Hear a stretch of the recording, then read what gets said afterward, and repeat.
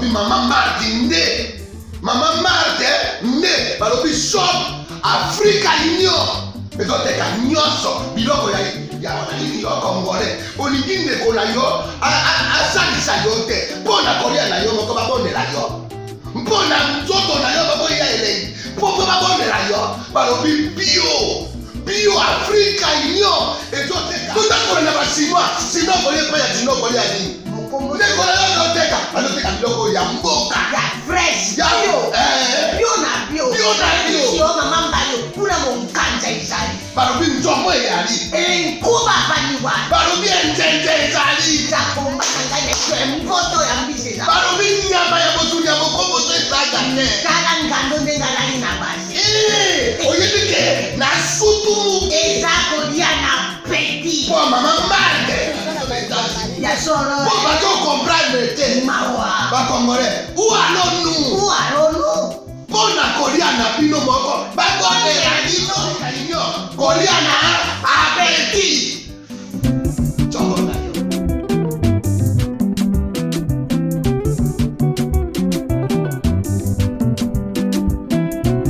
Mesdames et messieurs, merci de suivre Face à Face. Je reçois pour la deuxième fois Jean-Marie Kassamba, qui n'est plus quelqu'un à présenter. Jean-Marie Kassamba, il faut rappeler, c'est un patron des médias congolais et au-delà de ça, président en exercice de l'UNPC Kinshasa.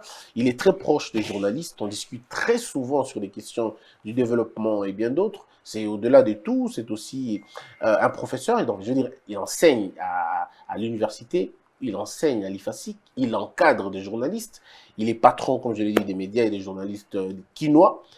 C'est avec lui qu'on va faire le tour, sinon des personnalités politiques aujourd'hui pour en parler.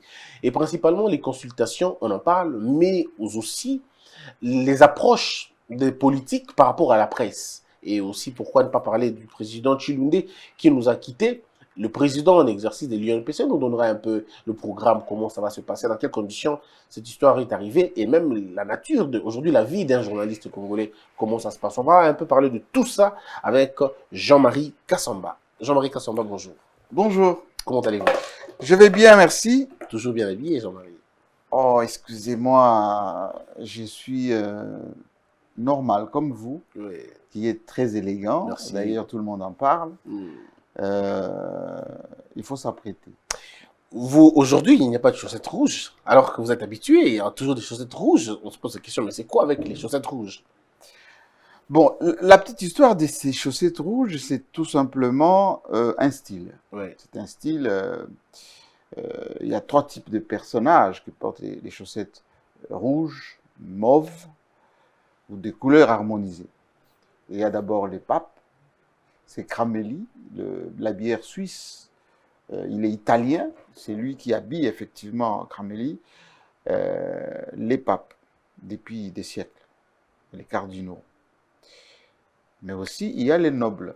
Les nobles sont des personnes d'une certaine classe qui savent harmoniser les couleurs, casser les cas échéants. Et ça a aussi une dimension assez spirituelle en termes de réflexion.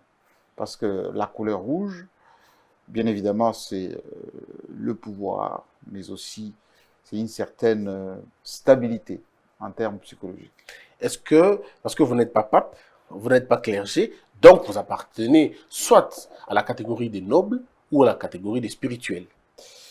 Écoutez, en tant que chef coutumier, je ne sais pas si vous le savez, dans mon village, je suis fils de Kapita, c'est moi qui est l'héritier dans notre village de Bakwakanjinga, secteur d'Impanda, district de Kabe et Kamwanga. Que vous avez littéralement oublié? Non, je n'ai pas oublié. Mon père, c'est l'héritier. Comme moi, je suis à l'étranger, enfin, loin de chez nous, c'est mon oncle qui a hérité. Abadi Banga, par exemple, pour ceux qui connaissent chez nous, l'actuel ministre de Portefeuille, on n'est pas apparenté. Ça, c'est du côté de mon père. Du côté de ma mère, je suis de Mupompa. C'est pas là où... c'est pas Étienne Tshisekedi là-bas? Mais Mupompa, c'est là, chez nous, chez Bakontombolo. Donc vous êtes apparenté aussi à Félix Tshisekedi? Bien sûr. Vous êtes son frère? Oui, son frère, oui. On partage le même sang. D'accord. Alors, je voudrais vous partager le même sort, mais pas la même vision politique. Ben, dans toute famille, il y a souvent des approches. Moi, je pense que depuis très longtemps. D'ailleurs, ma famille, mon père, IDPS, mon grand frère, jusqu'aujourd'hui, IDPS.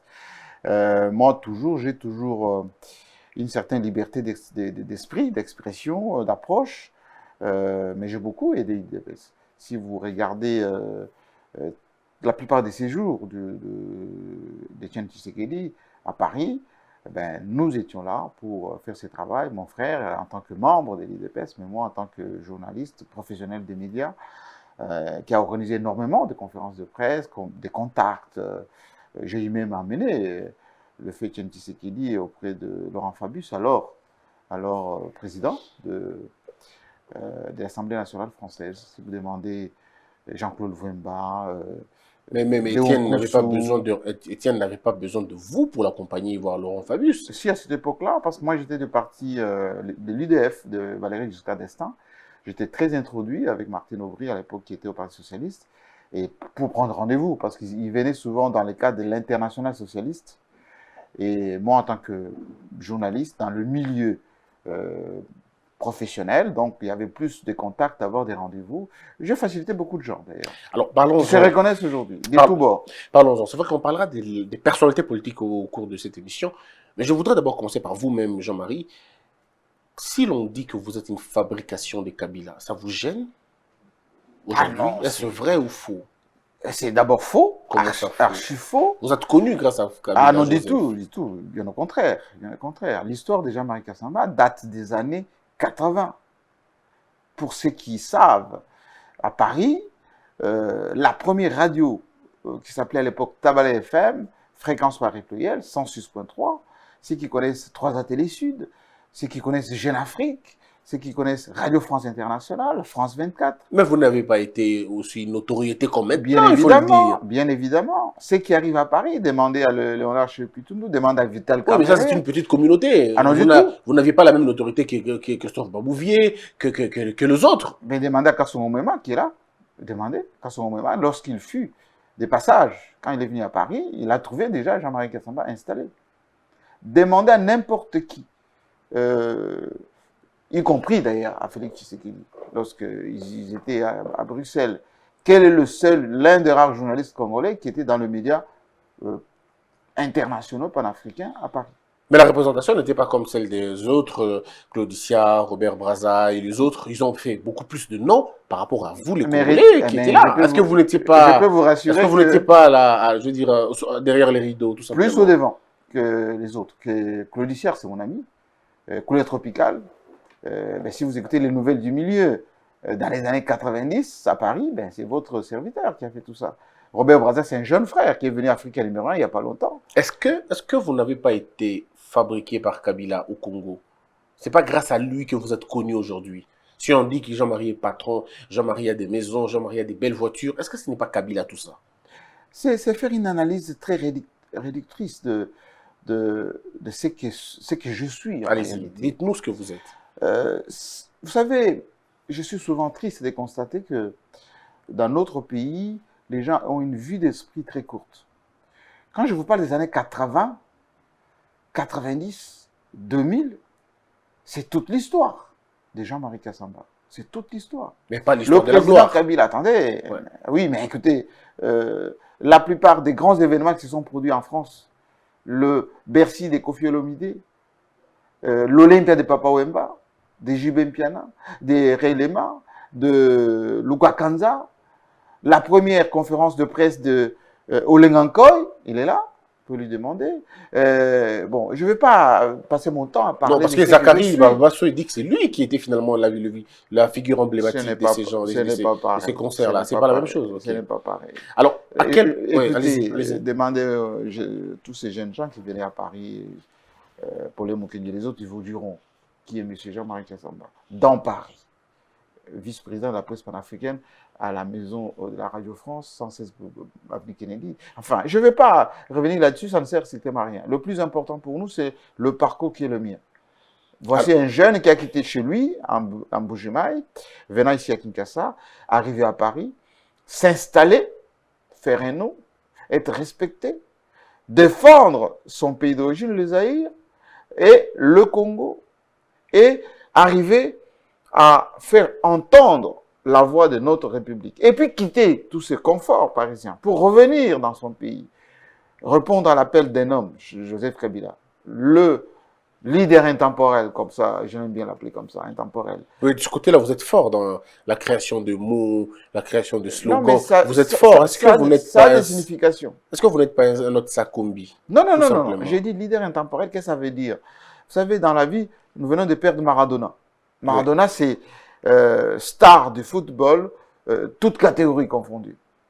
Et Maradona est mort, il en restera toujours du Maradona. Quand je dis intemporel, en fonction de vision, en fonction de ce que la personne fait, en fonction de ce que la personne pose comme acte. Alors, Jean-Marie, Ce n'est pas du Sakombi, ce n'est pas de l'Idialelo, c'est tout simplement ce une n'est analyse pas les fine. Mendes non plus?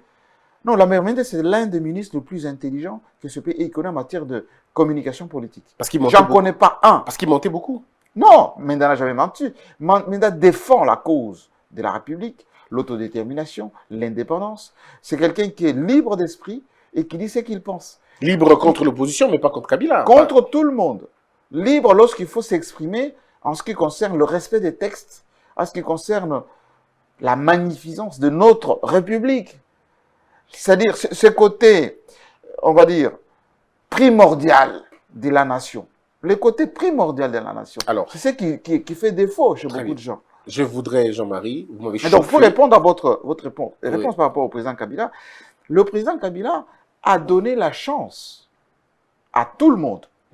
Jusqu'à aujourd'hui, il continue à donner la chance à tout le monde. Il a donné ce qu'on appelle l'opportunité d'exister à beaucoup de gens. L'opportunité Même si- d'exister. Bien évidemment. Et qui lui a donné lui l'opportunité Politiquement. d'exister? Ben, lui, c'est son père. Vous dites son père. Bien évidemment, c'est son père parce que elle a été jeune en exil avec son père. Lorsque son père entre en maquis, il est en maquis avec son père. Il a fait la révolution avec son père, en brousse. Ils sont venus ici, de l'Est jusqu'ici, il a commandé les troupes. La chute de Kisangani, c'est Joseph Kabila. L'entrée dans Kinshasa, c'est Joseph Kabila. Lubumbashi, c'est Joseph Kabila. N'allons pas si vite, Jean-Marie. Et Je donc, voudrais qu'on revienne sur la question. Ce monsieur, Ouais. n'en déplaise aux mauvaises langues, Mm. il a donné la chance. Alors, on va parler des L'opportunité. chances qu'il a données aux gens. Parce que pour moi, vous êtes aujourd'hui un livre ouvert que nous allons ouvrir avec vous. Chaque page, on va aller le scruter calmement. Mais je voudrais qu'on revienne sur la question. Oui. Jean-Marie, vous avez fait des études. Vous avez été meilleur dans votre secteur. Comment vous arrivez à soutenir quelqu'un qui n'a pas étudié, tout simplement? C'est une question que les gens se posent.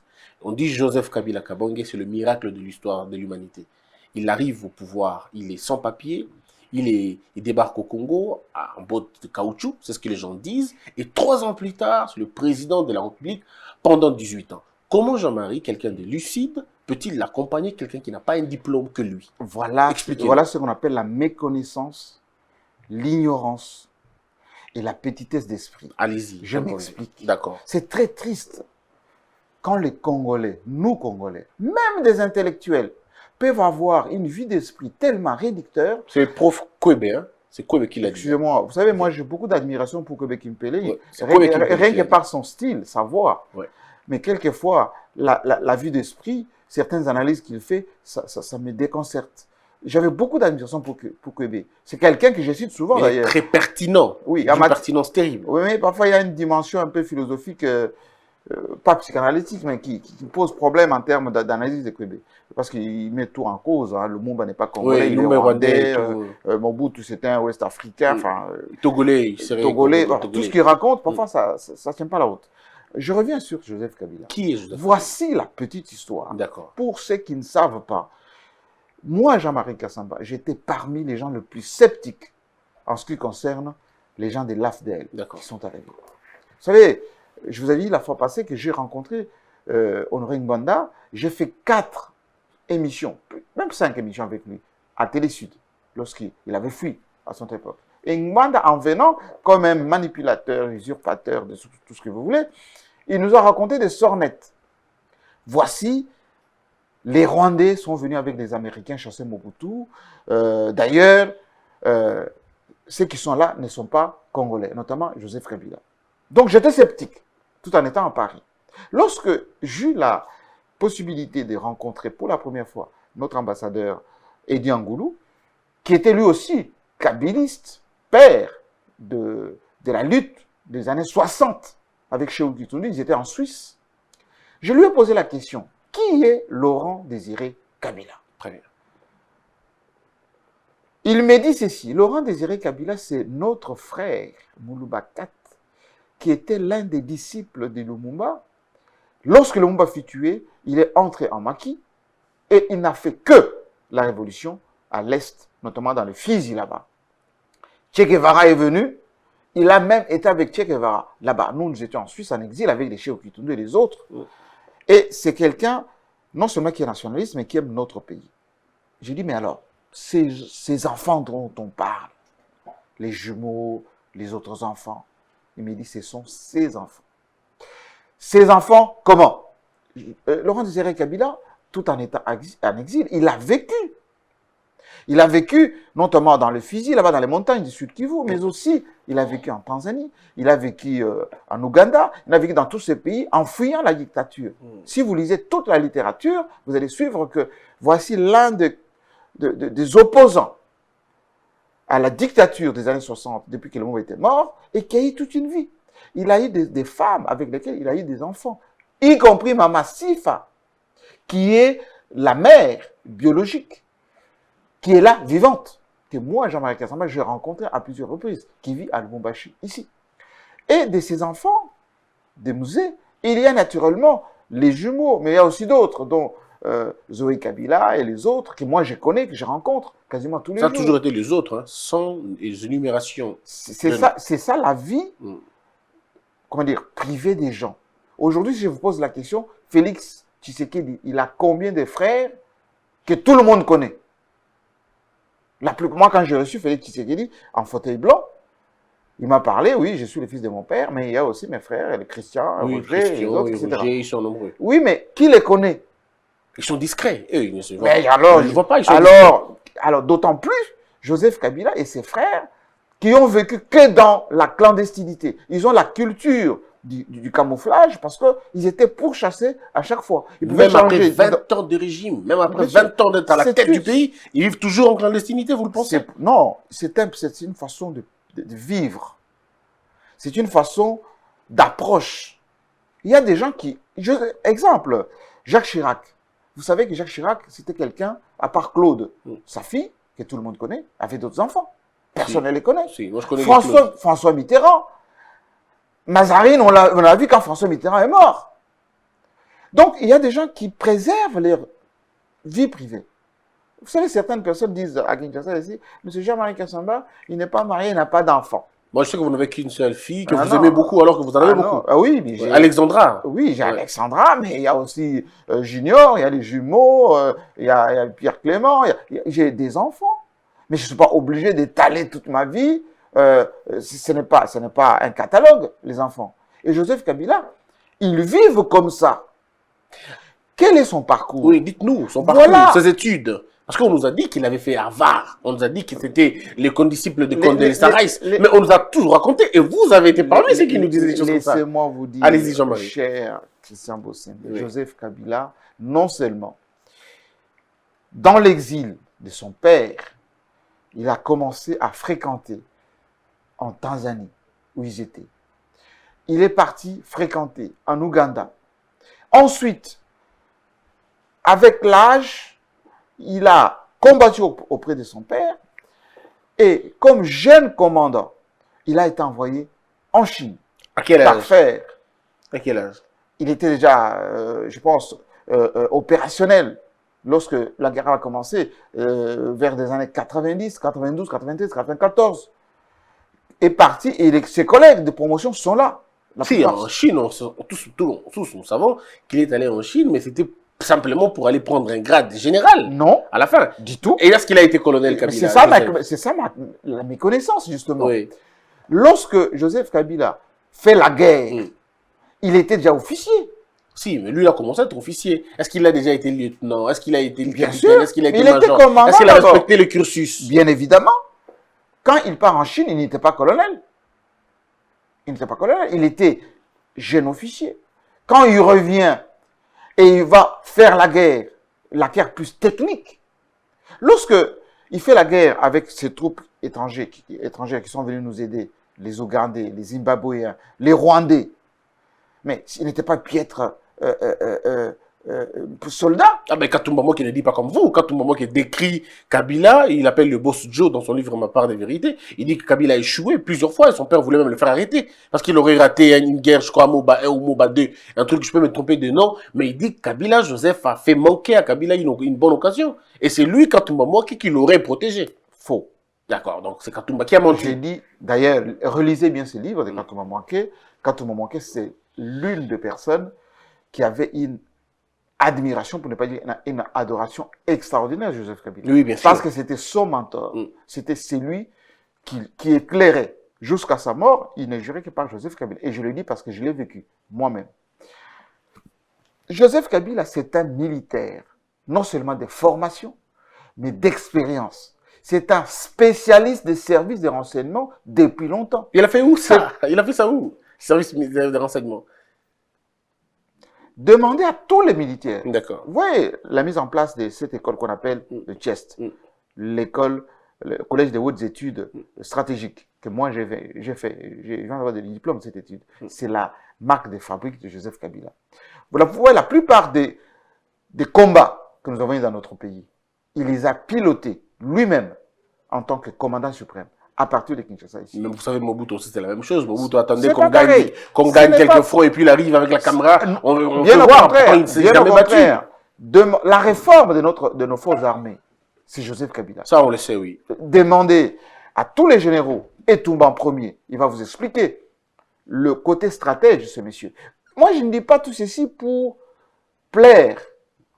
C'est la triste vérité que nos compatriotes ou les gens de mauvaise foi n'arrivent pas à intégrer. Pourquoi Si Joseph Kabila n'était pas intelligent, il n'aurait pas piloté ce pays qui était exsangue depuis 2001, en commençant avec une courbe basse jusqu'à la laisser d'une manière exponentielle à son départ. Non, mais pas exponentiel, Jean-Marie. Vous n'allez pas dire ça. 96% de chômage, vous n'allez pas dire ça. Aucune université alignée parmi les meilleures dans le monde. Vous avez un PIB inférieur, vous le savez. Donc, le pays est resté ingouvernable. Laissez-moi vous donner quelques paramètres, cher Bossembe, pour que vous compreniez. Sinon, on va refaire l'émission passée. On Non. avait déjà parlé de ça. Quelques paramètres, quand je vous dis courbe exponentielle, ça veut dire quoi? Quand Joseph Kabila hérite ce pays, le budget était moins d'1 milliard de dollars. Ben, la faute à qui? Ben, au régime de Mobutu. Non, mais comment ça, avant le régime de Mobutu, il y avait Kabila le père. Oui, mais Kabila le père n'a même pas construit parce qu'on ne lui a pas laissé le temps. Il n'a fait que 2 ans. Mais pourquoi vous jugez Félix Tshisekedi fortement aujourd'hui alors qu'il n'a que 2 ans? Alors que Kabila, il a fait 3 ans, vous dites qu'il faut oublier. Comment ça, pas la même chose? Ce n'est pas la même chose. Laissez-moi vous expliquer d'abord comment Kabila a trouvé le pays dans un état exsangue et il l'a laissé dans un état potable. Lorsqu'il hérite le pays, le budget est à moins de 500 millions de dollars. Il laisse le pays avec un budget de 1 milliard, plutôt réserve d'échange, en banque, du cash. 1 milliard 800 millions de dollars, cash. Il hérite le pays sans armée. Je dis bien sans armée, parce que la DSP qui avait fui ici, je vous l'ai expliqué la fois passée, l'armée nationale, toutes les unités exsangues, et c'est pour ça que les Kadogo ont fait la marche de santé, eh bien, Joseph Kabila a reconstitué cette armée. Il a laissé la 10e, pour ne pas dire la 9e armée d'Afrique, que même Félix Tshisekedi a trouvé et dit qu'il avait une autre idée de notre armée. Il a trouvé une armée. Oui, mais ça, c'est protocolaire, Jean-Marie. C'est pas protocolaire, c'est la vérité. Vous le savez. C'est la vérité. Il a dit, il peut encore le dire aujourd'hui. Joseph Kabila a hérité d'un pays sans infrastructure. Il a laissé aux mains de Félix Tshisekedi avec les routes, les aéroports, les avions, la compagnie aérienne. Vous parlez de quel pays? La RDC ou vous parlez d'un autre pays? Bien sûr. Attendez, le pays où moi j'ai vécu ou le pays à notre pays? Le même. Certainement, vous avez été en France, peut-être. J'ai dit le même. Vous avez perdu les réflexes. J'ai dit le même. Jean-Marie, ce pays est arrivé à un niveau où tout le monde voulait venir au Congo, au Zaïre, vous le savez. Oui, tout le monde avait envie de venir au Zaïre, des années 80. Non, pas 80. Si, bien sûr. Pas 80. Vous n'allez pas dire ça. Mais pas 80. L'Unikin, oui. l'Unilou, oui. était placé parmi les meilleures universités en Afrique. Ça, c'est faux d'abord. Comment ça, c'est faux? Si vous parlez des années 70, oui. La première dévaluation de notre pays, c'était en 1980. La fin de ce qu'on appelait objectif 80 du marché Mobutu. Échec patent. Et moi, j'ai vécu ça. Ma grand-mère a perdu ses petites économies en Bujumaï parce qu'on a démonétisé l'armée en 1980. La première intervention d'Amnesty International à Katekelai, c'était en 1981. Moi, j'ai quitté ce pays en 82. Il n'y avait plus rien. Comment ça, cher ami? Non, il ne faut pas dire qu'il n'y avait plus rien. Combien de chômeurs Mobutu a-t-il laissé? Pardon? Combien de chômeurs Mobutu a laissé 100% de chômeurs. C'est pas possible, Jean-Marie. Bien sûr. Vous avez laissé le pays. Enfin, quand je dis vous, c'est pas vous, mais je parle du régime de Kabila. 96% de chômage. Non, bien au contraire. Mais comment vous dites non quand il s'agit Mais des c'est statistiques faux. que je vous donne? C'est oui faux. quand c'est On vos ne peut statistiques à pas. vous. Écoutez, il ne faut pas confondre l'informel et ce qui se passe réellement. Dans notre pays, on ne déclare pas le travail. La plupart des gens que vous voyez ici qui ont un train de vie ne déclarent pas leur activité. En Europe, aux États-Unis, dans le pays industriel, on déclare tout. Chez nous, on ne déclare pas suffisamment. Si vous allez même dans les cabinets ministériels, le nombre de gens qui travaillent, conseillers, ceci, tous ces gens ne sont pas souvent, comment dirais, avec de matricules identifiables. C'est pour ça qu'il y a ce qu'on appelle les nouvelles unités, les gens qui travaillent sans être payés. Les gens, tout ceci, c'est un camouflage entretenu. Lorsque Matata Ponyo a installé ce qu'on appelle la bancarisation, on a bien identifié qu'il y avait énormément de gens qui travaillaient, qui avaient l'argent de l'État, mais qui ne se déclaraient pas. La notion de 96% des chômeurs, c'est une vue d'esprit pour tout simplement, allez, polluer l'ambiance. Et quand c'est 100%, c'est vrai. Oui, parce qu'à la période de Mobutu, il n'y avait aucune activité. Comment... Jean-Marie, mais quand les gens... Mais citez-moi une entreprise que Mobutu a laissée en fonctionnement. Une seule. Mobutu a laissé plus de 700 entreprises. Plus de 700 mais lesquelles? entreprises. Parce que Plus les de entreprises 700 ont été usines. pillées. Non. Regardez l'Imité aujourd'hui. Non. L'Imité. Parlons de l'Imité en 90. Disons, parlons de l'Imité entre 87, non, 85 et 90. Vous êtes en train d'enfoncer une porte déjà ouverte. Non, pas du tout. En Je parle de l'Imité. 1980, Ouais, les entreprises de en l'Imité. 1991, à l'issue de la conférence nationale souveraine, Étienne Tshisekedi était Premier ministre, lorsqu'il démonétisa la monnaie, les militaires de Mobutu ont pillé et l'Imité et la plupart des sites qui étaient... Donc, ils ont pillé des choses qui existaient. Vous êtes d'accord Mais avec ils moi? ont pillé, c'était en 90. Alors, comment vous dites que vous étiez parti? Comment vous dites qu'en partant en 82, il n'y avait plus rien? Mais en 91, on a détruit, on a pillé quoi? Alors, on a pillé ce qu'on appelle le reliquat de ce qui avait été déjà, en termes de rentabilité, désuet. Les entreprises qui ont été distribuées par les amis de Mobutu avec la zaïnisation en 1974 n'étaient plus viables parce que tous ces gens à qui on a donné des entreprises ne produisaient rien.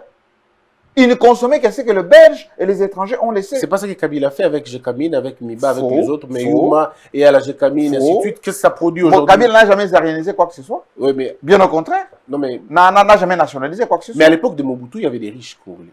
Et vous le savez. Mais les gens à qui on a donné des entreprises qui n'avaient aucune capacité managériale, Et qui Kabila ont tout détruit. Mais Kabila fait quoi aujourd'hui? C'est plus Mais- des Libanais, des Chinois, des Indiens qui deviennent patrons chez nous au Congo. C'est ce que vous dites, j'ai une bonne gestion.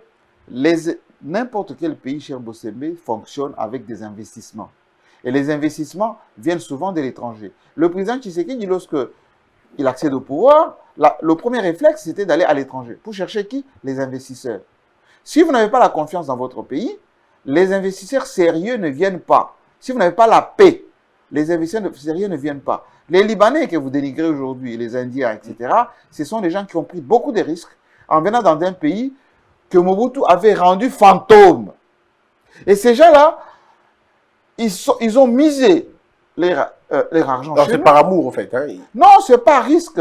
C'est pas possible, Jean-Marie, vous n'allez pas dire ça. Bien sûr qu'ils ont risqué leur Non, mais argent. Jean-Marie, Bien sûr. je vous donne un exemple. Les États-Unis, que vous fréquentez d'ailleurs mieux que moi, Oui. les États-Unis, 14 000 banques, la majorité des banques américaines qui appartiennent aux Américains. Oui, parce qu'il y a la paix. Ben, c'est que nous. Parce qu'il y a la stabilité. Mais la paix, c'est le président de la République qui pense une paix. Oui, dans sa et c'est ce politique. que Joseph Kabila a fait. Non, mais malheureusement, il ne l'a pas fait. On a combien de banques Bien aujourd'hui? sûr. Toutes les banques sont étrangères. Mais écoutez. Vous n'avez aucune seule banque. Alors que vous Attendez. avez laissé Sofidé. Vous avez laissé des banques Je congolaises. vais vous aider. Zaïroises à l'époque. Je vais vous aider. Allez-y. Ne n'incitez pas Sofidé, c'était une expérience malheureuse. Quand on va à la Banque mondiale, on cherche l'argent. C'est les Kengoadons et les autres qui ont monté cette affaire de Sofidé pour financer l'entrepreneuriat national. Oui. Eh bien, ils se sont accaparés de cet argent, tous ces gens de Mobutistes, Ils se sont partagés l'argent, ils ont fait tomber Sofidé. Ça n'a même pas financé un seul projet. C'est pas possible, Jean-Marie. Kadeza, vous allez dire aussi c'est la même chose? Citez-moi 5 entreprises financées par la Sofidé. 5. Non, mais c'est vrai. Rien du tout. C'est vrai que je n'aurais pas le temps de Oui, citer tous. parce qu'il n'y en a pas. Oui. Parce qu'il n'y en a pas. Moi, je suis enseignant d'entrepreneuriat et je peux vous dire que dans l'histoire de la RDC, la seule structure qui peut vous monter les nombres d'entreprises financées, c'est le FPI. Ah ben, le FPI qui a plus financé les familles des dignitaires que les véritables projets. Société Jean-Marie, vous savez qu'à Limété, vos enfants, vos frères, vos cousins, ben, ils mordent la poussière parce qu'ils doivent fabriquer des assiettes avec lesquelles nous mangeons aujourd'hui. Mais ils n'ont jamais, mais alors jamais été soutenus. Que des projets ingénieux. Mais jamais. Et les FPI, entre-temps, ce sont les frères de Congolais qui n'ont pas la culture de l'entrepreneuriat. Et moi, j'enseigne ça à l'université, à qui on a prêté de l'argent au lieu de commencer à faire du business. Ils vont se marier, ils vont acheter des véhicules, ils vont avoir des maîtresses. Mais vous ne parlerez jamais des frères des frères de politiciens, les pères de politiciens, les copines et les concubines qui ont reçu beaucoup d'argent. Mais ce sont les Congolais. Je vous ai parlé des années 70 avec la zarénisation. On a donné aux Congolais. Mobutu avait des bonnes intentions de dire je vais créer un capitalisme où la classe d'affaires, les Dokolo, tous ces gens à qui il a donné ces entreprises, pensant qu'ils allaient les développer. Ils ont bouffé. Jean-Marie. Les années 4... Attendez. Allez-y. Les années 2000, Joseph Kabila a fait la même chose. Il a dit, le secteur minier, il n'y a pas que les étrangers qui peuvent y accéder. Les Congolais peuvent aussi y accéder. Mais la plupart de nos compatriotes, au lieu d'investir et de transformer les sociétés, ils ont pris des prête-noms étrangers et l'argent qu'eux, ils prenaient, ils vont acheter des maisons en Afrique du Sud ou en Europe. Comme d'ailleurs la plupart des conseillers qui sont venus aujourd'hui, au lieu de s'installer au pays, ils repartent au Canada, plutôt à Bruxelles, pour acheter des maisons. Jean-Marie, vous savez que vous parlez bien français. Vous avez fait des études au Congo, n'est-ce pas? Au Zaïre. Oui. Les études primaires au Zaïre. Et secondaires. Pas à Kin, au village, n'est-ce pas? Non, j'ai fait un Mbujimaï. En province, on va dire. Oui. Vous avez quelles études à Mbujimaï? Scientifique. Est-ce que vous voyez aujourd'hui le niveau que vous avez, Jean-Marie? Prenez un jeune qui a étudié pendant les années de Kabila, ça veut dire en 2001. Pensez-vous qu'il parle comme vous? Il a la même éloquence comme vous? Il a la même rigidité d'esprit comme vous? Et vous osez comparer les deux systèmes, les deux produits? Monsieur Bossembe, oui, dites-nous. Comment dire? Le système éducatif national a été détruit depuis les années 80. Le gouvernement Kengo, à l'époque, on disait le bon élève de la Banque mondiale, l'homme de la rigueur. Lorsque les étudiants du BTP descendent leurs pantalons au passage de Mobutu, on a fermé ça pendant une quinzaine d'années. Ce n'était pas Kabila qui était au pouvoir. Non, je ne dis pas Kabila, je parle de système. Prenons les deux systèmes simplement. Non, je suis en train de vous dire, oui. Lorsqu'en Mbujimaï, on explique aux jeunes gens qu'il faut aller plus à Katekelaï ou dans les mines des diamants artisanaux, c'est artisanal plutôt les mines, on est français Falangheim. Pour ceux qui comprennent les Chilobais vont comprendre. Est-ce que parler en français, c'est l'argent? Toute cette génération des années 80, 90, Kabila n'était pas au pouvoir. Non, mais ça ne veut rien dire. Je suis en train de vous parler expliquer. du produit, Jean-Marie, produit. Vous êtes l'exemple aujourd'hui. Parlons de vous. Moi, j'ai fini mes études ici, je vous ai dit la fois passée. Avec le pourcentage élevé que j'ai, on m'a interdit d'avoir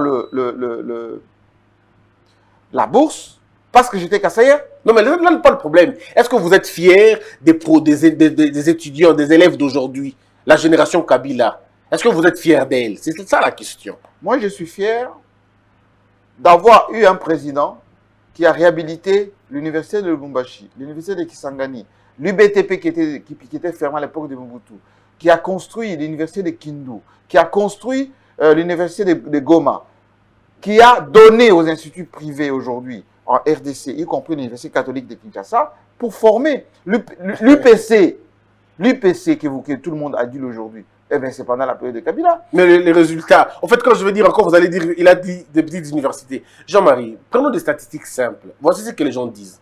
Mobutu, en partant, il a laissé autant d'écoles, on va dire ça. Mais Kabila, le temps de Kabila, a triplé, sinon quadruplé les nombres d'écoles qui deviennent finalement des boutiques.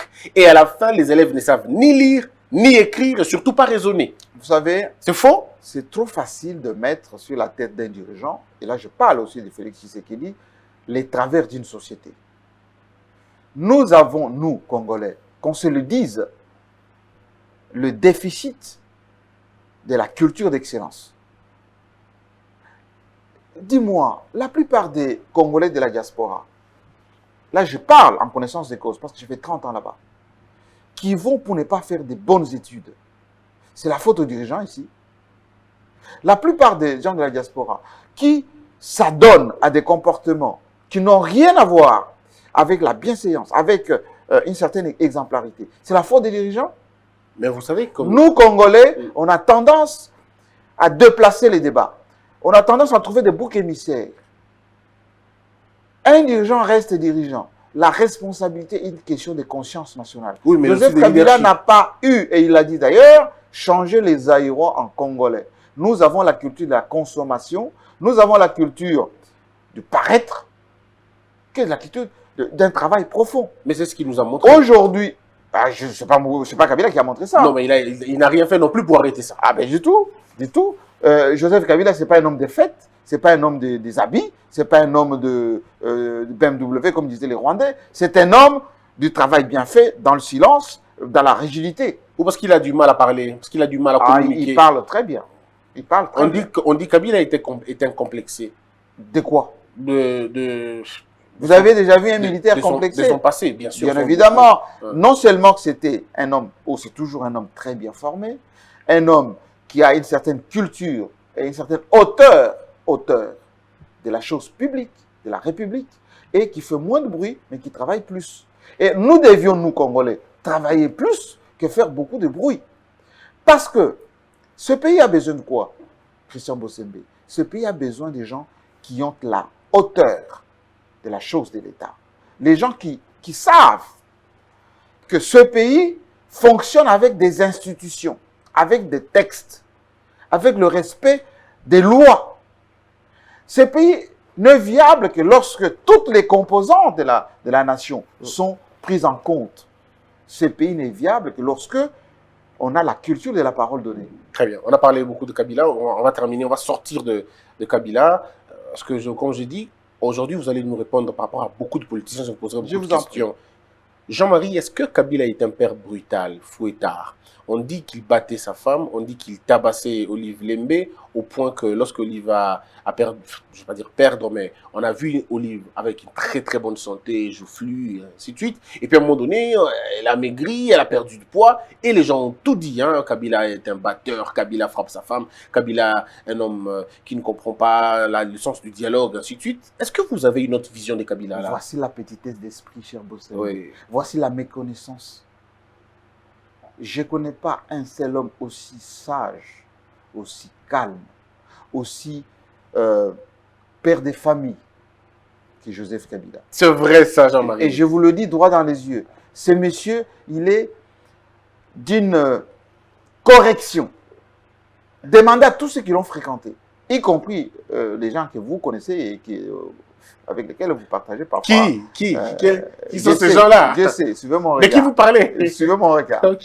Je dis tout simplement que ce monsieur, non seulement il est bien éduqué, il respecte ses vis-à-vis, il a un sens très élevé de la famille, mais il ne peut pas mettre sa main sur quiconque.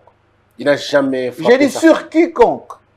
D'abord, c'est quelqu'un qui parle doucement, qui écoute beaucoup et qui conseille énormément. Si c'était quelqu'un d'impulsif, avec tout ce qu'il y a comme provocation, je dis bien provocation dans notre pays, ce pays n'allait pas tenir. Pourquoi on a tué Arma Tungulu?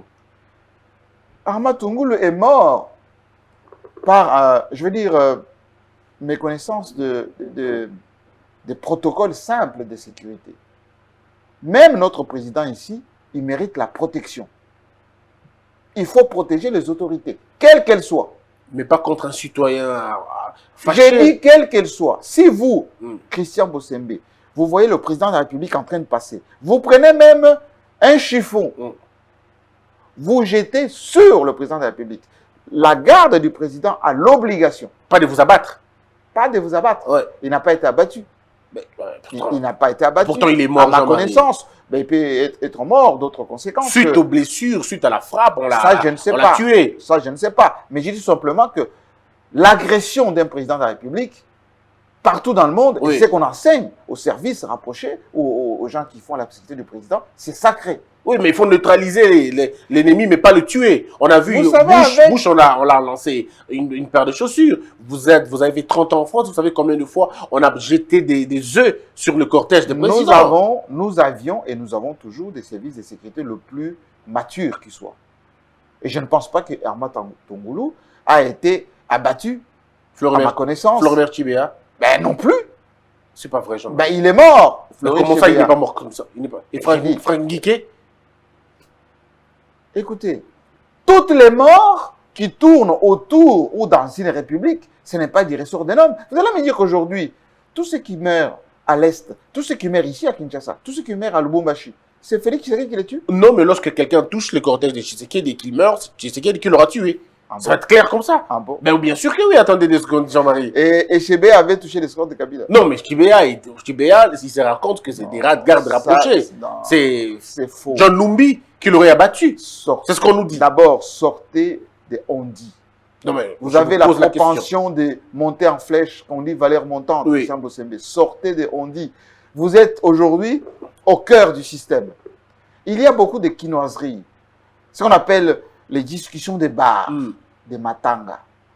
Un pays ne fonctionne pas avec... Mais qui ne sont pas toujours fausses, hein? Non. Mais c'est à vous de nous éclairer. Vous savez, l'Internet a ceci de médiocre, que lorsque on prend les vies d'esprit, les rêveries, les incantations pour de la Bible. Nous avons entendu. Il y a beaucoup de choses qui sont fabriquées rien que pour pas méchanceté, nous avons par haine, qui n'ont rien à voir avec la logique. Nous avons appris par exemple que Joseph Kabila aurait levé la main sur son frère, il aurait levé la main sur Mende, il aurait levé la main sur Zachary Babasoué, il aurait levé la main sur beaucoup d'autres personnes. Et je suis en train de vous dire, voilà la petitesse d'esprit.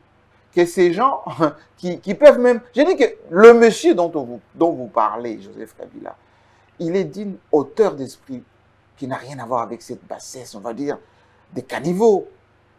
Excusez-moi du peu. À vous plusieurs fois, on a dit qu'il a engueulé comme un petit enfant. À qui? À vous. Eh bien, je vous dis en face de vous que ce monsieur est non seulement civilisé, il ne peut jamais hausser les tons sur quelqu'un. Donc, ce n'est pas un broussard. D'abord, il est très civilisé. Très civilisé. Demandez aux gens que vous fréquentez, ils vous diront les contacts qu'ils ont avec lui, les discussions qu'ils ont avec lui. C'est un monsieur d'une certaine hauteur, d'une certaine classe. Très bien. On va poursuivre cette émission. Mesdames et messieurs, je reçois Jean-Marie Kassamba. C'est un journaliste congolais, patron de médias, président de la corporation des journalistes, on va dire notre historien du présent. Et je pose quelques petites questions pour savoir un peu plus. Jean-Marie, pouvez-vous nous dire comment Samba Kaputo est décédé? Comment est-il mort? Les circonstances de sa mort? Il est mort d'une maladie simple. D'ailleurs, il a été hospitalisé à plusieurs reprises et il est parti en soins, comme beaucoup qui sont évacués dans notre pays. Il est décédé. Katumba Mwake. Il est mort d'un accident d'avion. Bizarrement, il est le seul. Il n'y a pas de bizarrement. Comment ça soit d'être le seul à mourir? Il n'y a pas de bizarrement. Moi-même que vous parlez, je devais être dans cet avion. Oui, mais...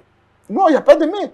Ils ont décollé des Goma et la piste de Bukavu que je connais, j'espère que si vous avez été déjà à Bukavu, vous devez connaître la piste de Kavumu. Oui, cette piste n'est pas longue. Ces pilotes atterrissent pour la première fois. Ils ont raté l'atterrissage. L'avion a chaviré et il y a eu de blessés. Matata Pogno a été hospitalisé. Traumatisme crânien, s'il vous plaît. C'est ça qu'on a dit. Marcelo Tshisambo a été... aujourd'hui, il se balade avec une jambe fracassée. Il y a eu même d'autres décès. Anton Gonda, on dirait aussi. Anton Gonda aussi. Oui, mais et donc, c'est un accident. Les deux pilotes sont morts sur place. Pourquoi les gens peuvent spéculer inutilement? On dit que c'est Kabila qui l'a tué. Alors, sur une question d'argent. d'argent. Vous donnez tout le pouvoir à Joseph Kabila, même d'arrêter les soleils. Parce que vous avez côtoyé tous les deux. Katumbi et Joseph Kabila, comment vous le connaissez? Quel rapport avaient-ils? Est-ce qu'ils ont eu un problème personnel? Et en passant, dites-nous comment vous connaissez Katumbi. D'abord, Joseph Kabila était président de la République. Moïse Katumbi est en exil. Lorsque Joseph Kabila permet à Moïse Katumbi de revenir au pays, c'est lui qui l'a protégé. J'ai même fait l'émission avec Moïse Katumbi qui l'a dit chez moi, lorsque la Zambie le menaçait. C'est Joseph Kabila qui a conseillé à Moïse Katumbi d'entrer en politique parce qu'il lui faisait que les affaires. C'est Joseph Kabila qui a laissé Katumbi 10 ans à la tête des Katanga. C'est Joseph Kabila qui a non seulement permis qu'il y ait des textes qui donnent au gouverneur jusqu'à aujourd'hui la capacité de gérer des provinces comme des États. Il était, Katumbi, dans le parti de Joseph Kabila, le PPRD, et il était le collaborateur de Joseph Kabila. Donc, moi, je l'ai connu en tant que gouverneur, collaborateur de Joseph Kabila. C'est un ami jusqu'à aujourd'hui, Moïse Katumbi, un monsieur plutôt correct et qui aime son pays. Matata Mponyo. Excellent Premier ministre, professeur d'université, un Congolais très ambitieux et qui est très sérieux dans tout ce qu'il fait. C'est le seul Congolais quand même qui aura sémé le maïs et ça pousse les universités. Non, faut pas être... vous êtes quelqu'un d'intellectuel, M. Bosembe, et qui a beaucoup d'avenir. Merci. Évitez les raccourcis, excusez-moi, des cafés. Ben, c'est des questions que je pose. Vous savez, Que les questions. vous savez, la plupart des projets que Matata Mponyo a pilotés, ça n'a donné que des résultats. Si aujourd'hui Matata Mponyo est respecté à travers le continent, à travers tout le monde, il a été supervisé les élections en Guinée, au Togo, il donne des conférences à l'université, partout, c'est parce que c'est un homme sérieux. Parce que pendant qu'il a géré cette république, le cadre macroéconomique était stable, notre monnaie était forte. Matata Mponyo a, allez, la plupart des réalisations que vous voyez ici, sous la supervision de Joseph Kabila, a donné les lettres de noblesse à notre pays. Pourquoi dans ces pays par méchanceté? Pourquoi dans ces pays par méchanceté? Les gens jettent l'anathème sur des vrais citoyens. Alors, quelques chiffres aussi. 11 millions de personnes malnutries pendant Mozito, Matata. Chiffre de qui? 7 millions, PNUD, de toutes les organisations le disent. 7 millions d'enfants dans la rue pendant la période de Matata Mponyo, une fuite des cerveaux estimée en tout cas des chiffres que je ne pourrais pas citer tout à l'heure, mais c'est vraiment beaucoup. Beaucoup de gens sont partis du pays, ils ont fui, la misère, la dictature et bien d'autres choses, vous le savez. Alors aujourd'hui, vous dites que M. Matata est un exemple à suivre, c'est une école. Je vous rappelle que de 2010 à 2014, Oui. notre pays, non seulement a rendu notre armée forte, ont payé les engins que vous avez vus là. Vous savez, la francophonie, le cinquantenaire. Hein, moi, j'ai mis les images du défilé de 2010. Il y avait Kagame ici, il y avait Sassou Nguesso, il y avait le roi de Belgique qui était ici. Ils étaient admiratifs du défilé qui s'est passé sur le pouvoir triomphal. Transco, Congo Airways, la plupart des bâtiments que vous voyez, y compris ici à Royal, où tous les ministères sont aujourd'hui installés, c'est Matata Mponyo. Le franc fort, les Congolais préféraient avoir leur salaire en francs qu'en dollars, c'est Matata Mponyo. Matata Mponyo était félicité, y compris par Christine Lagarde, directrice générale du Fonds monétaire Mais international. ça veut rien dire, entre-temps, les gens étaient affamés. Attendez. Oui. Nous sommes plus de 100 millions d'habitants. Dans un pays qui sort d'une croissance négative pendant longtemps, lorsque un gouvernement arrive à stabiliser les cadres macroéconomiques, arrive à payer les gens avant le vin, arrive même à investir, même dans du mobilier, même dans le charroi automobile, et que les gens n'ont pas même... Les réserves d'échange, Matata Mponyo, en quittant le gouvernement, il les a laissées à combien? Pourquoi vous... Il faut qu'on n'aille pas, excusez-moi du peu, la fine bouche d'accepter lorsque notre pays était respecté et respectable. Aujourd'hui, que les gens critiquent Matata Mponyo, notre pays est dans quel état aujourd'hui? Bon, l'IGF fera le travail de toutes les façons. L'IGF, parlons-en Oui. de l'IGF. Oui, pardon. Mais, mon ami, comment on fait les études, ou plutôt les croisements des chiffres, lorsque l'administration centrale n'est pas informatisée, lorsqu'il y a souvent la délation, lorsqu'il y a souvent la chasse aux sorcières, lorsqu'il y a souvent des dossiers qui sont orientés? Il faut que dans notre pays, qu'on ait la culture de l'analyse de l'existant, du chiffrage des choses d'une manière réelle. Qu'est-ce que l'IGF a à voir dans tout ça? Parce qu'on semble créer, par définition, l'inspection générale des finances, c'est une très bonne chose pour une république. Mais lorsqu'on la met en place, cette inspection, pour traquer, Comment ça, traquer, Jean-Marie? Ce n'est pas une bonne chose. Mais quand il y a la surfacturation, qu'on n'en parle pas, quand vous dites que les avions sont achetés, mais vous ne prouvez pas combien ils ont coûté réellement, on n'en parle pas. Quand vous nous présentez les cinquantenaires, que les gens veulent savoir ça a coûté combien, on ne peut pas en parler. Quand vous dites que l'immeuble intelligent est un immeuble intelligent, vous montrez les coûts et que l'on vous demande simplement les rubriques, ça c'est traqué? Est-ce que c'est ça ce Il faut avoir, traqué? M. Bossembe, Oui. l'analyse des paramètres de l'État avec une certaine maturité. Qu'est-ce que ça veut dire maturité? On ne peut pas analyser ce pays d'une manière ponctuelle. Le Congo vient de loin. Oui. On a structuré ces pays depuis 2001 jusqu'à aujourd'hui, sur base des fondamentaux qui étaient déstructurés. Je dis bien des fondamentaux déstructurés. Ah, ça c'est vous qui le dites.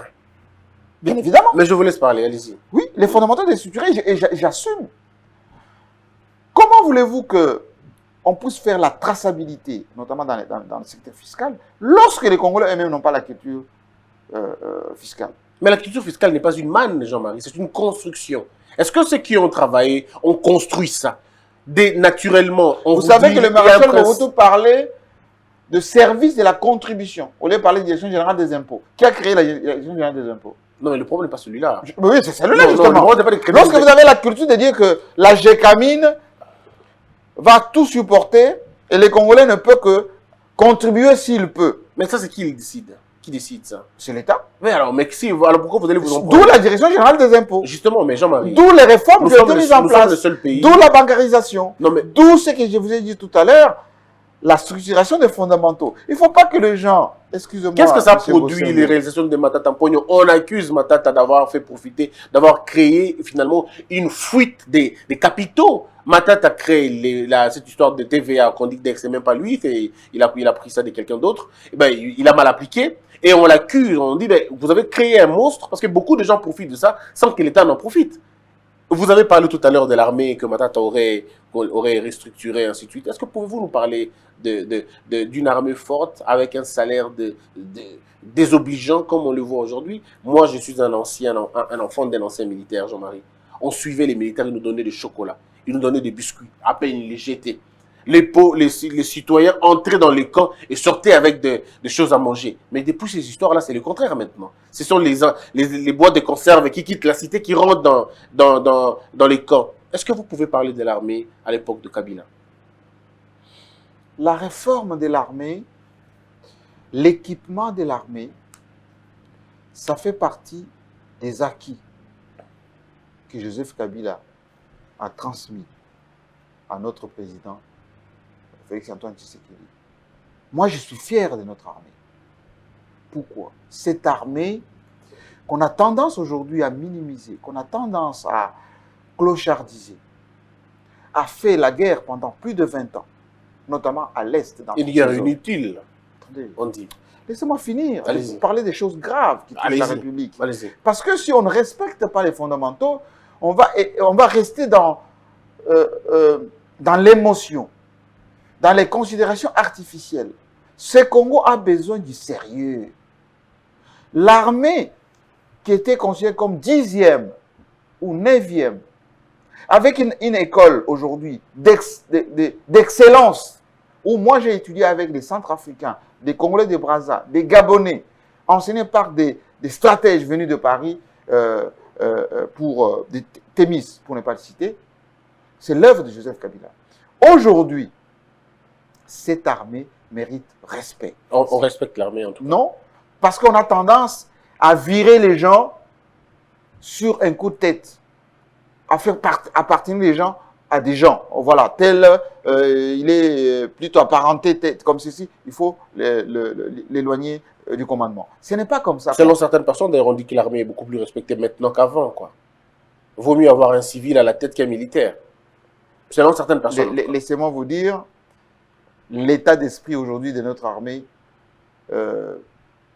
pose problème. Il est beaucoup plus fort d'ailleurs. J'ai dit pose problème. Non, mais ça c'est plutôt l'état des généraux. J'ai dit mais il faut parler de la troupe, des troupes. J'ai dit Oui. pose problème. Ceux qui font la guerre.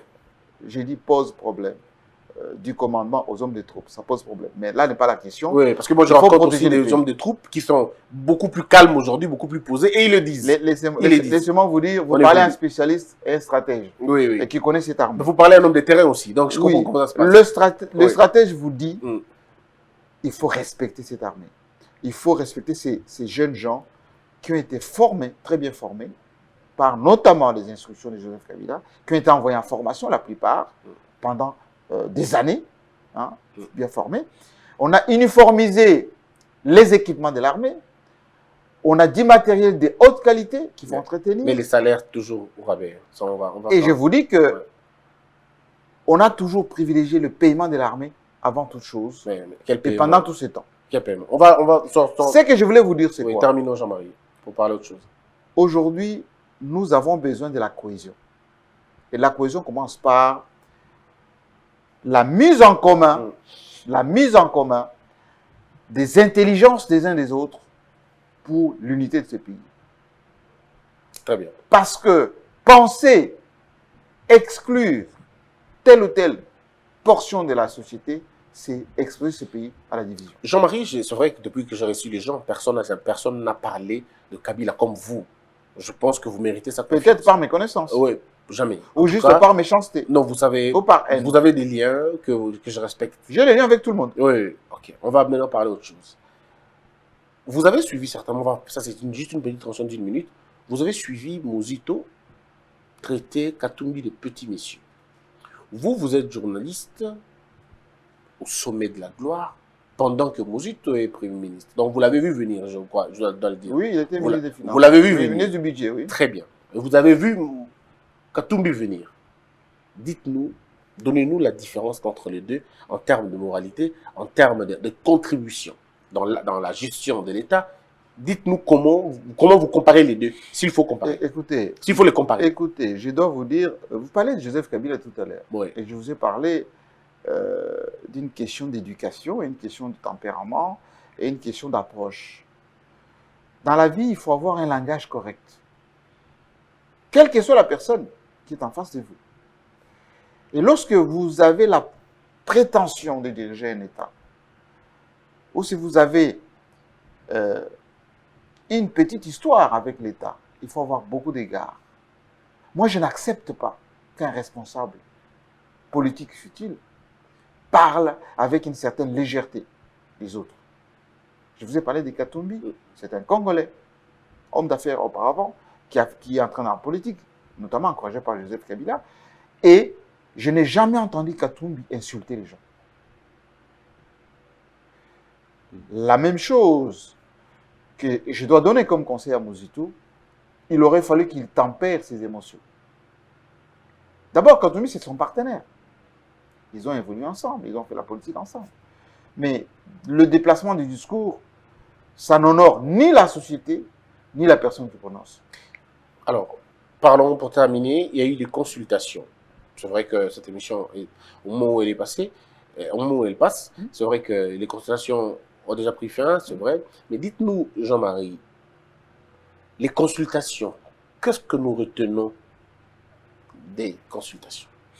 Je dois vous dire que moi, j'ai félicité le président de la République quand je l'ai vu pour cette initiative, parce que un chef, et c'est la Constitution qui le reconnaît, doit se préoccuper de ce que pensent ses concitoyens.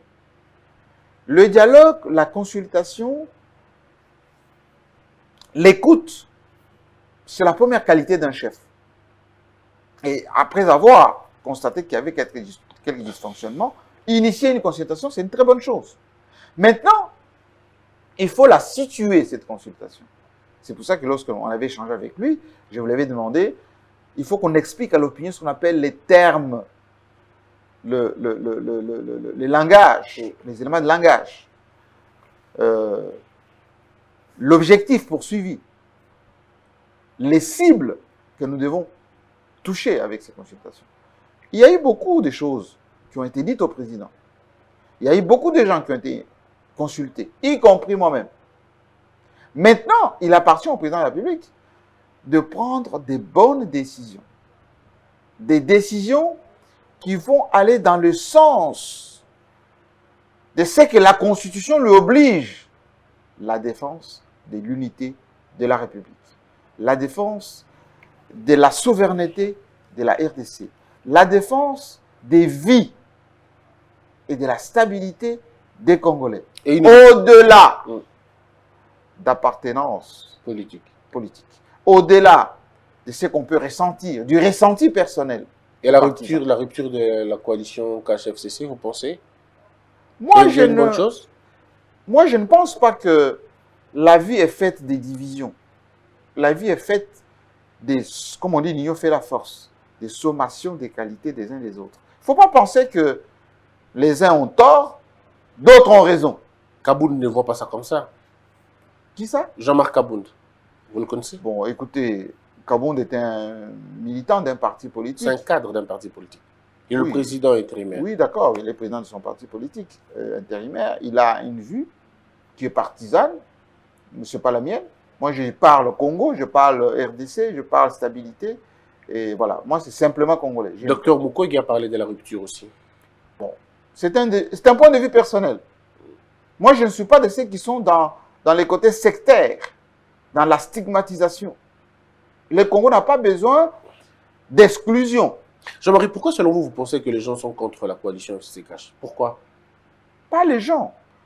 Vous savez que lorsque vous avez des vies partisanes, lorsque vous n'avez pas des perspectives de consolider votre pays, vous pouvez trouver l'angle qui vous amuse, qui vous voit les pensées correctes, les politiquement correctes, pour vous.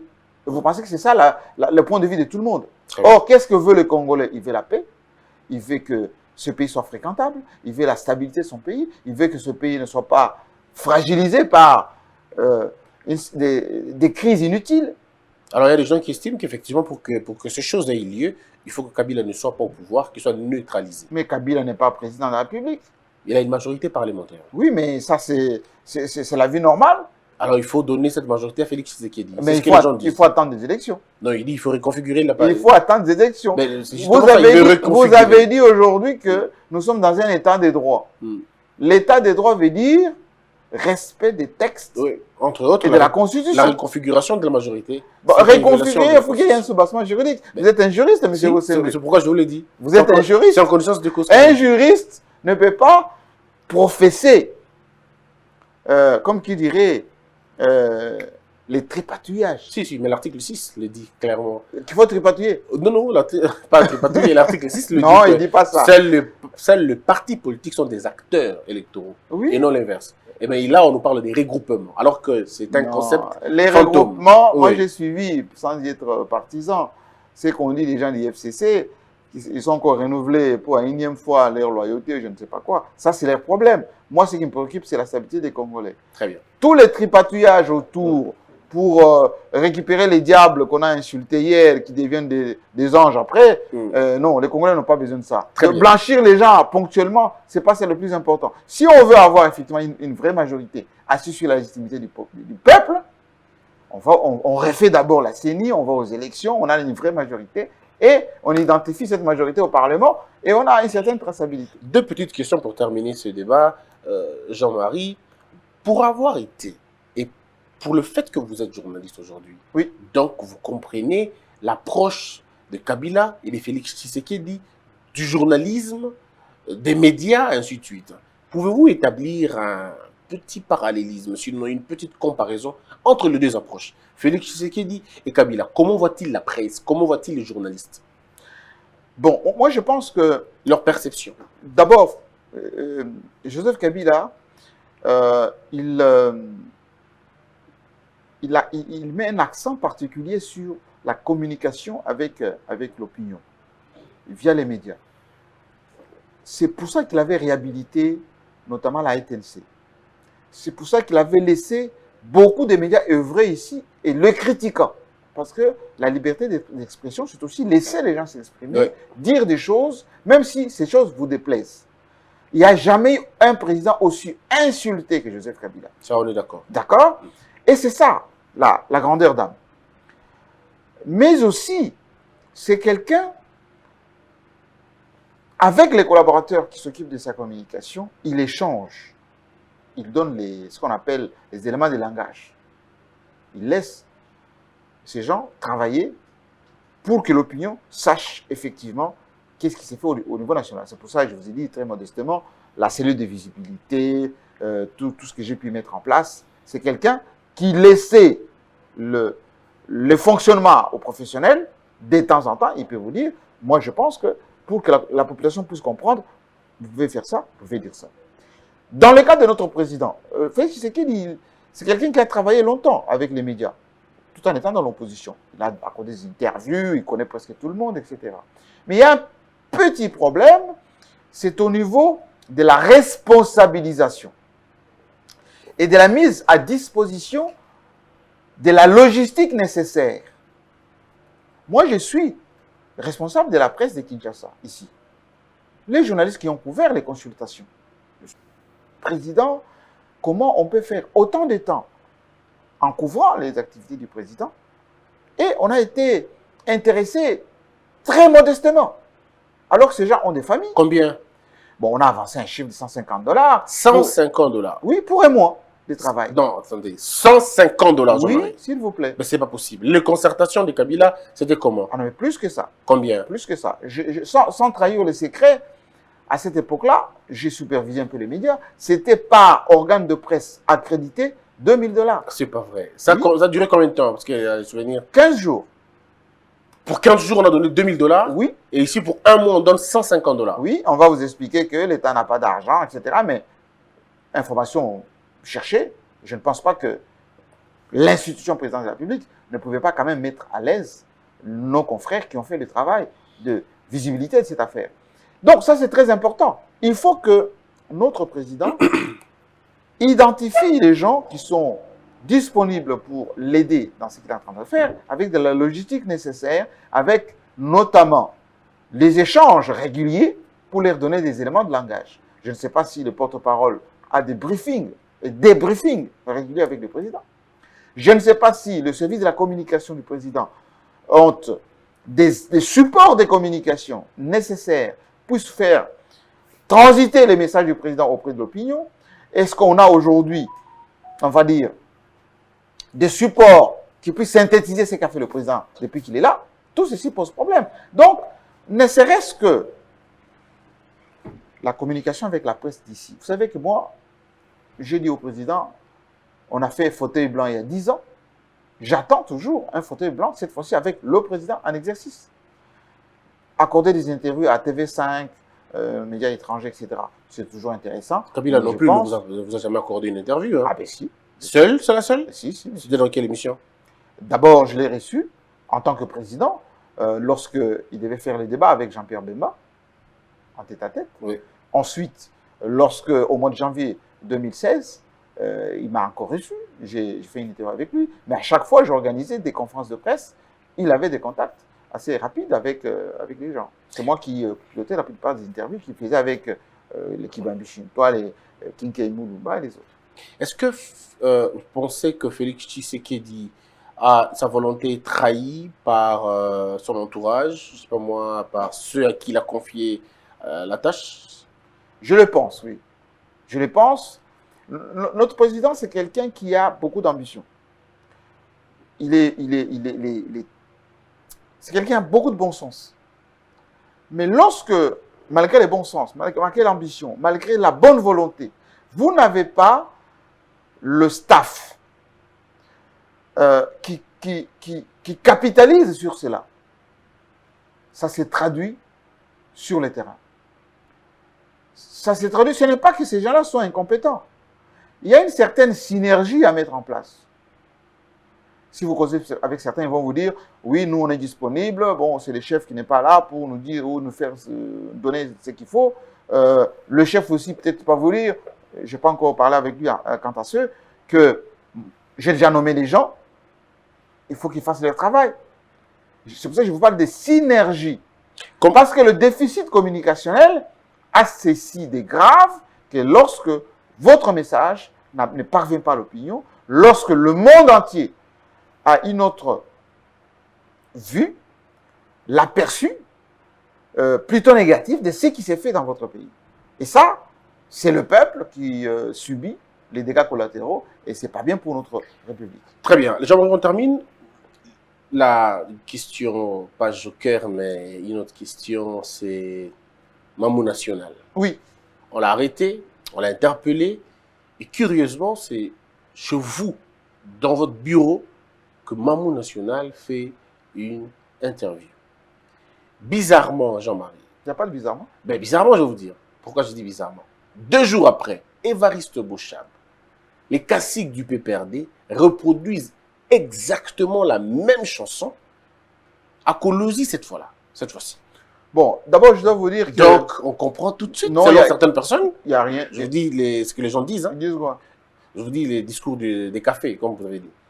Dans les cafés, ils disent, c'est eux qui ont écrit la chanson et qui l'ont donnée à madame et elle n'a fait que chanter. Malheureusement, ce n'est pas le cas. Alors, expliquez-nous. Malheureusement, ce n'est pas le cas. D'abord, il faut savoir que M. Jean-Marie Kassamba est un homme épris de justice et de paix. La plupart de collègues journalistes, pas plus que là, en quittant cette émission, je vais encore aller à la police, aller voir Jean-Marie Bassa, qui a été interpellé avec son véhicule, etc. Moi, j'aime faire du bien, quelle que soit la nature de la personne.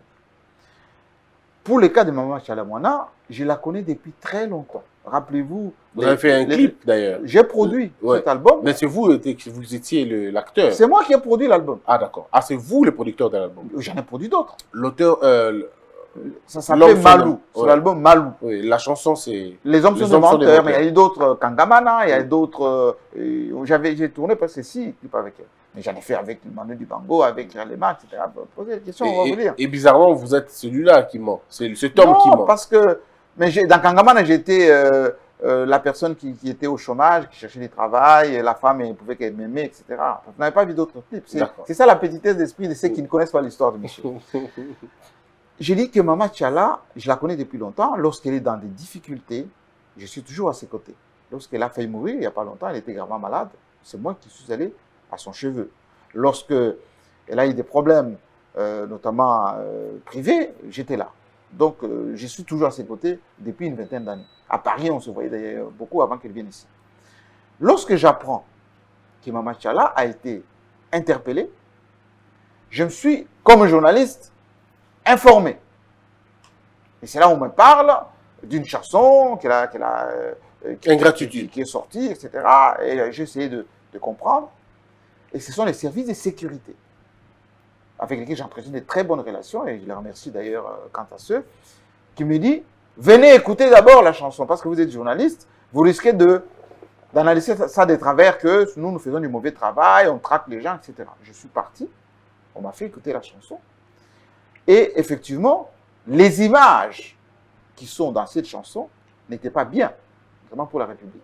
C'est moi qui ai interdit, moi, Jean-Marie Kassamba, la diffusion de cette chanson, le son d'abord, la veille. Je sais que tout le monde a vu ce tweet et ça a été respecté. Je remercie les journalistes de Kinshasa de leur comportement par rapport à ça. Le lendemain, le même service de sécurité m'appelle pour dire, président, vous avez interdit, c'est bien, c'est respecté, on a honoré notre président. La personne qui était interpellée par rapport à cela, comme vous êtes de médias, venez récupérer cette personne. Elle a une déclaration à faire, que le fasse, vous avez des médias pour qu'elle distribue. Mais ça ne doit pas se faire dans nos locaux des services de sécurité parce que ce n'est pas le cadre approprié. Je suis allé avec Georges Kapiamba, qui est de la cage, avec un avocat, une autre avocate plutôt qui est avec Georges Kapiamba. On est venu dans mon bureau avec Kapiamba, si vous voyez, il y avait même des photos, etc. C'est à partir de chez moi que j'ai appelé tous les médias qui sont venus pour prendre la déclaration de Mme Tchala. Point barre. Est-ce qu'elle était... Je le fais autant pour Ça, on a vu. les Avec journalistes, Zouba, on a vu. et je continue à le faire. Est-ce qu'elle était torturée? Non. Elle Alors- était bien reçue, bien traitée. Elle a passé une très bonne nuit avec notamment la paix. Elle a même remercié devant moi. Elle a passé la nuit là-bas, Absolument. au Géol. Absolument. Pas Joël dans les locaux. Mais comment vous expliquez qu'aujourd'hui, sous l'état de droit, que l'on interpelle quelqu'un pour une chanson, c'est-à-dire pour une expression? Mais c'est ce qui doit être découragé. Sinon, on interpellerait les gens des Charlie Hebdo, on interpellerait tous ceux qui disent des choses, on interpellerait si Bob Marley était en vie, si Tiken Jah Fakoly était en vie, si Tiken est en vie. Tiken Jah Fakoly n'est pas décédé. oui, il est en vie. Enfin, Ouais. c'était chez nous, quoi. Très bien, dites-nous Voilà. un peu, Jean-Marie. On ne doit pas... Vous savez, les artistes, les écrivains, les journalistes, notre métier, c'est d'analyser. Mais pourquoi Parfois, elle a on fait- peut être pourquoi au elle- vitriol. Pourquoi elle a écrit cette chanson?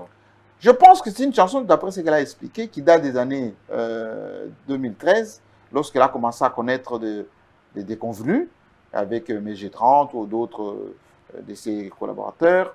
Et elle a chanté l'ingratitude, tout simplement. Donc, c'est pas contre Félix. Je ne sais pas contre Félix du tout, je ne pense pas. D'accord. Les gens font l'amalgame parfois et l'approximation. D'ailleurs, la plupart de ces images qui sont montées, ce n'est même pas elle, c'est dans l'Internet. Oui. Il y a autant de versions. Mon visage se retrouve dans cette photo. Par exemple. Dans ces clips. Je sais pas Voilà, et c'est Ouais. pas vous qui avez donné votre Non, pas du tout. image. J'ai trouvé mon Moi, image, par ça m'a- exemple, ça m'a gêné. au on utilise mes images, on a créé des profils Internet, etc. On a Jean-Marie Kassamba. fait. Ouais. C'est ça le côté de travers des réseaux sociaux. Merci beaucoup, Jean-Marie. Merci d'avoir répondu à toutes nos questions. Monsieur le président de l'UNPC, moi j'ai envie de dire le président à vie de l'UNPC. Oh. Ouais, vous serez président. Nous sommes en deuil. Ouais. C'est vrai. Notre président est décédé, le nous sommes en train programme. de nous battre. C'était pour- quelqu'un qui était très proche de vous. Oui, très proche. La dernière fois qu'on Très a parlé proche. avec lui, il me l'a dit. Très proche. Voici ce qu'il m'a dit, je vais vous le dire. Oui. Il m'a dit, Christian, je ferai tout pour que Jean-Marie soit élu. C'est ce qu'il m'a dit. Il m'a dit, je ferai tout pour qu'il soit élu. C'est mon homme. Il m'a Énormément. soutenu Oui. quand j'étais abandonné par tout le monde. Absolument. C'est ce qu'il m'a dit en tout cas. Et je ne l'abandonnerai jamais. Ouais. Il sera enterré dans les bonnes conditions. Ouais. Je suis en train de mobiliser et je remercie tous ceux qui se sont déjà disponibilisés, en commençant par la distinguée Première Dame, Ouais. pour qu'on puisse enterrer notre président en toute dignité.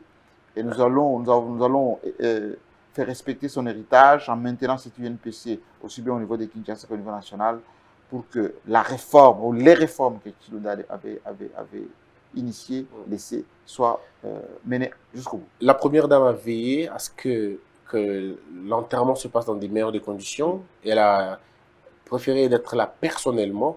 Et elle a remis sa contribution. Je crois que...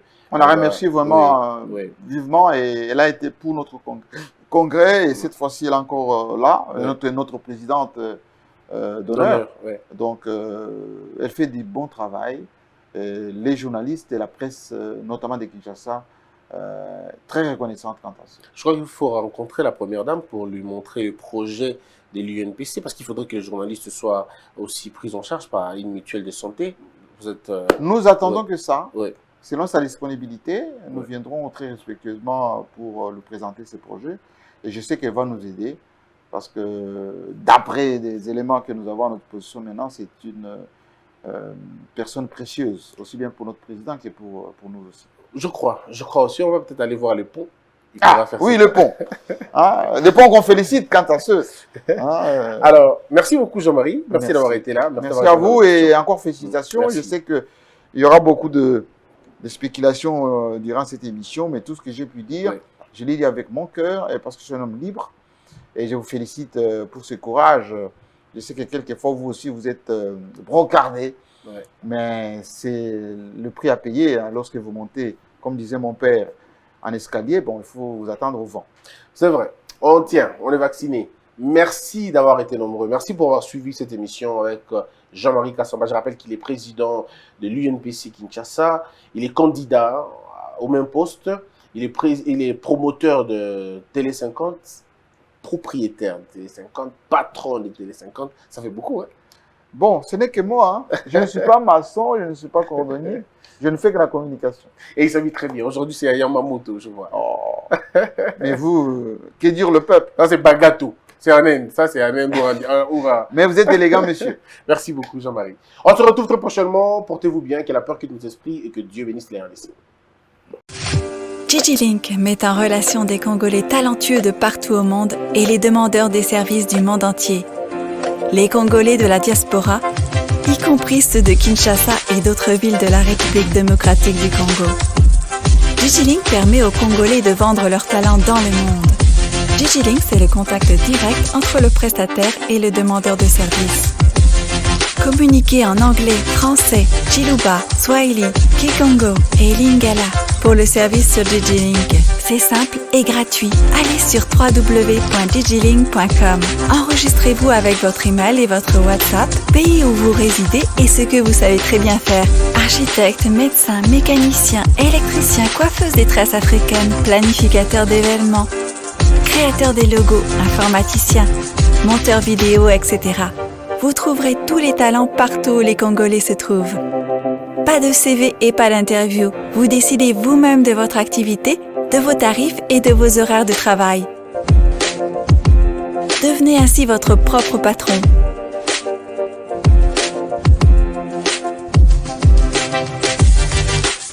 Bienvenue sur digilink.com. Debout Congolais, unis par le sang, unis dans le fort pour l'indépendance. Tuine aux hommes, si opinois, daimana shido tueneleye, na kimya bana piko, na mosala, totonga mboka koleka kitoko, na kimya bana Kongo, toye mali, loye molonene ya lisa.